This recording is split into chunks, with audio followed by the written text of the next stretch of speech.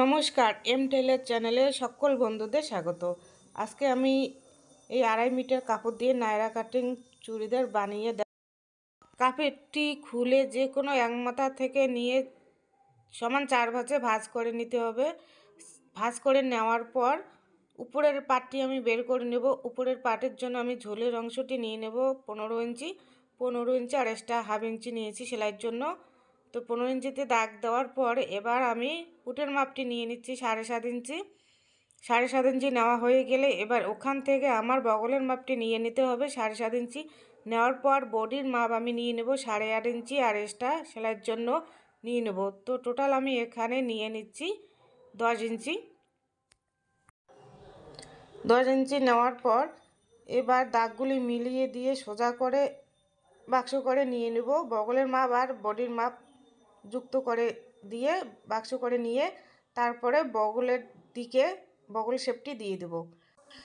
বগল শেপ দেওয়া হয়ে গেলে এবার কোমরের মাপটি নিয়ে নেব। কোমরের মাপ আমি এখানে নিয়ে নিচ্ছি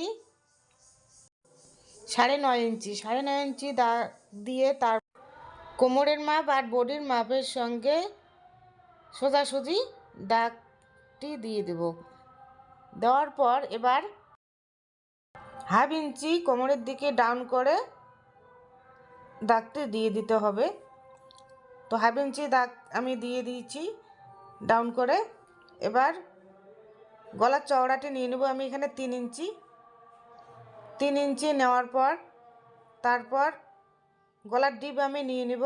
গলার ডিপ হচ্ছে এর পিছন গলা, তো তার জন্য আমি এখানে পিছন গলার ডিপ আমি 2 ইঞ্চি নিয়ে তারপরে চওড়া 3 ইঞ্চি নিয়ে বাক্স করে নিয়ে তারপরে রাউন্ড শেপটি দিয়ে দেব।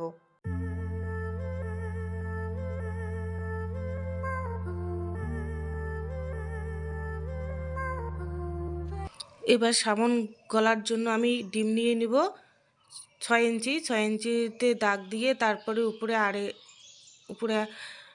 1 ইঞ্চি উপরে আরেকটি দাগ দিয়ে তারপরে এদিকে চওড়ার অংশটি নিয়ে নেব 3 ইঞ্চি। নেওয়ার পর এই দাগ দুটি মিলিয়ে দিয়ে রাউন্ড শেপটি দিয়ে দিতে হবে।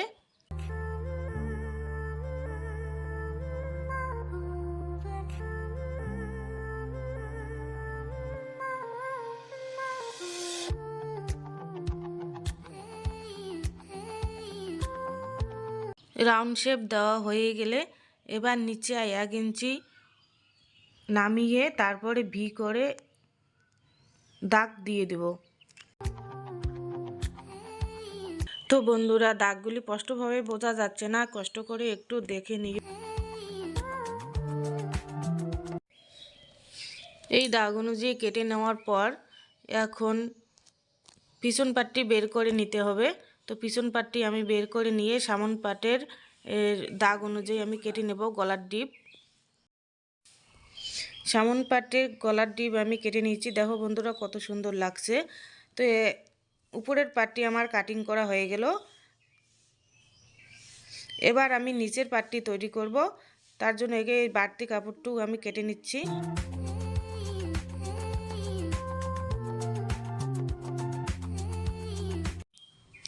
এবার নিচের ঝুলের মাপটি নিয়ে নেব। ঝুলের মাপ আমি এখানে নিয়ে নেব 31 ইঞ্চি।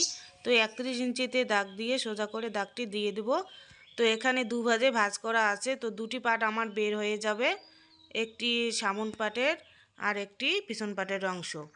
তো নিচের পাট দুটিও আমার কাটিং করা হয়ে গেল। এবার আমি সেলাই করব। তো একটি পাটের সঙ্গে একটি পাট রেখে তারপরে পুটের সেলাইটি দিয়ে দেব।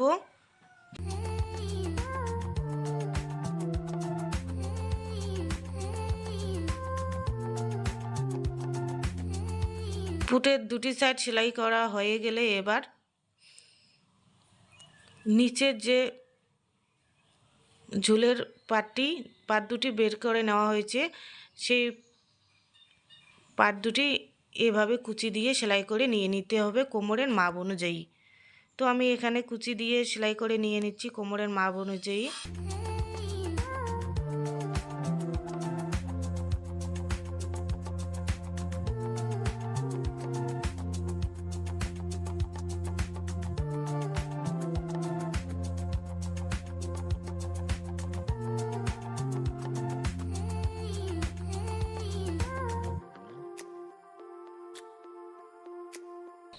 নিচের দুটি পাট এভাবে কুচি দেওয়া হয়ে গেলে এবার আমি এই যে সাইডে লেস লাগিয়ে নেব।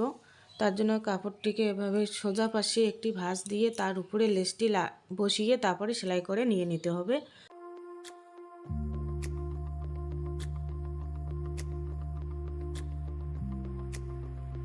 তো এভাবে সেলাই করে নিয়ে নিচ্ছি। সেলাই করানো হওয়ার পরে এবারে শেষ প্রান্তে এসে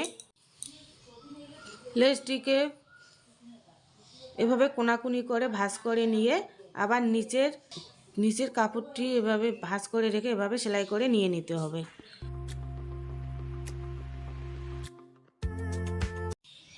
এভাবে সেলাই করা হয়ে গেলে আরেকটি সেলাই দিয়ে দিতে হবে এপাশে কিনারে।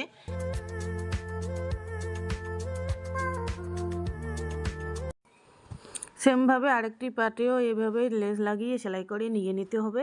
তো দুটি পার্ট এভাবে আমার লেস লাগিয়ে সেলাই করানো হয়ে গেলে গলার ডিপটি আমি দিয়ে দিব। গলার এই যে যে কাটিং করা হয়ে গেছে এভাবে আমি আর একটি পট্টি কেটে নিয়েছি। পট্টিটি তার উপরে রেখে সোজা পাশে রেখে সেলাই করে নিয়ে নিতে হবে।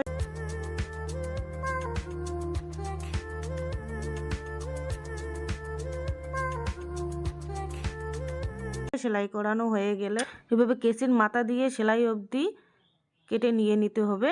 কাপড়টিকে কেটে নেওয়ার পর তারপরে পট্টির সাইডে 1/2 ইঞ্চি করে সেলাই করে নিয়ে নিতে হবে।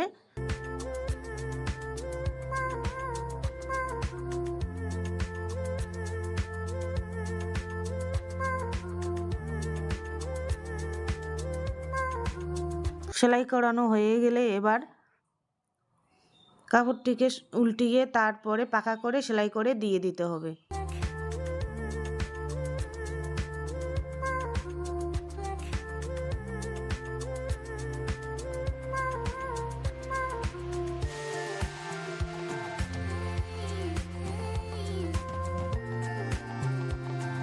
এভাবে সেলাই করা হয়ে গেলে আগেই আমি ওরে পরে আড়াআড়ি করে কেটে নিয়েছি গলার পাইপিংয়ের জন্য।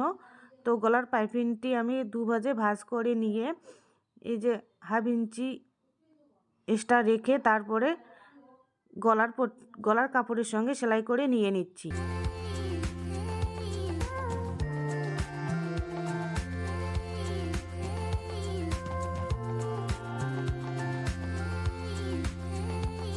তো গলার পাইপিংটি এভাবে সেলাই করানো হয়ে গেলে মাঝে মধ্যে কুটকা কেটে নিতে হবে। এই কুটকাটা কেটে নিচ্ছি আমি, গলা শেপটি ভালোভাবে আসবে তার জন্য আমি এভাবে রাউন্ড শেপের দিকে তোমরাও কেটে নিয়ে নিবে ছোট ছোট করে কুটকা। তারপরে এই গলার পাইপিংয়ের কাপড়ের উপর একটি চাপ সেলাই দিয়ে দিতে হবে।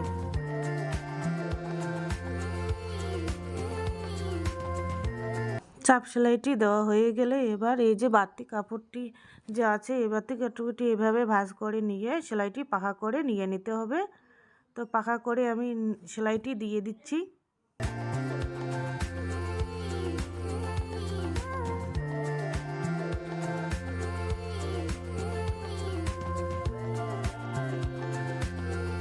এভাবে উপরের পাটটি সোজা করে রেখে তারপরে ভাঁজ করে নিয়ে হাতার সাইডের সাথে এই কোমরের সাইডটি আমার সেলাই করে দিয়ে দিতে হবে। তো যার যেমন মাপ সেইভাবেই সেলাইটি দিয়ে দিবে।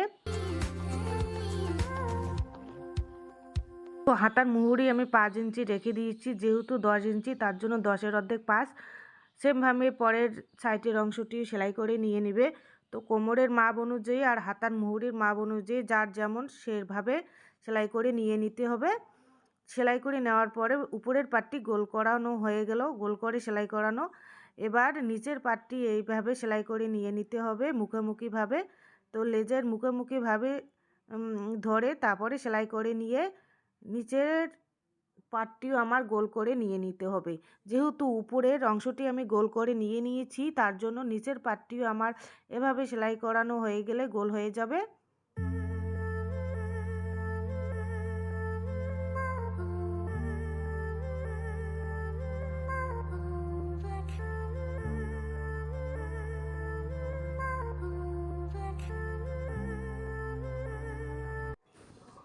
নিচের পাটটিও গোল করে সেলাই করানো হয়ে গেলে এবার উপরের পাটের সঙ্গে নিচের পাটের সেলাই করে নিয়ে নিতে হবে। উপরের এই যে কোমরের জোড়া অংশটি আর নিচের কোমরের জোড়া অংশটি একসাথে নিয়ে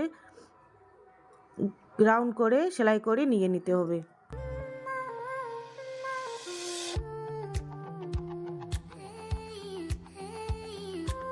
তো বন্ধুরা দেখতে পাচ্ছ জামাটি আমার তৈরি করা হয়েছে। কেমন লাগলো অবশ্যই কমেন্ট করে জানিয়ে দেবে। তো বন্ধুরা ভিডিওটি প্রথম থেকে শেষ পর্যন্ত দেখার জন্য অনেক অনেক ধন্যবাদ। আর নতুন যদি হয়ে থাকো চ্যানেলটিকে সাবস্ক্রাইব করে দিয়ে আমার পাশে থেকো। ভালো লাগলে লাইক করে দিয়ে দিও।